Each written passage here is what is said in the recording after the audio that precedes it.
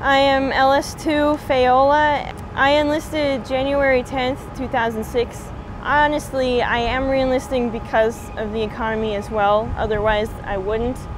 But considering the situation right now out in the real world, as we call it, I don't feel confident that I would be able to pretty much stay on my own feet.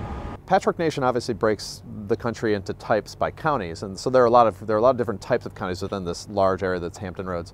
But there are a lot of military bastions, and the military, that federal spending really kind of makes this place go. It's a buffer in bad times.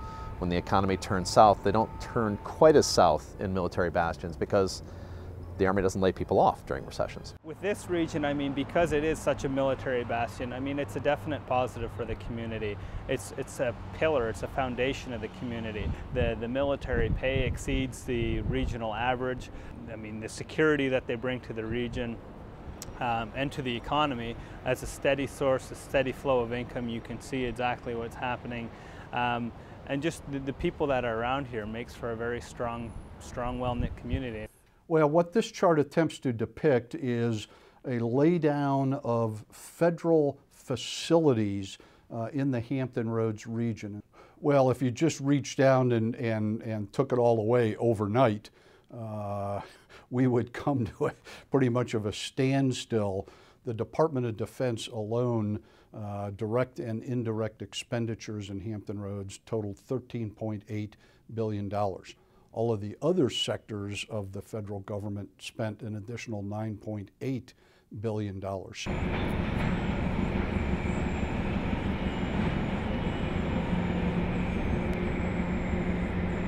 Whatever you can imagine is in a container.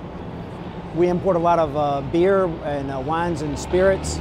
We've certainly seen our business fall off about 16% in 2009 from where it was the previous year. It's coming back slowly. We've had 4 good months of increased volume, and we certainly hope that that's here to stay.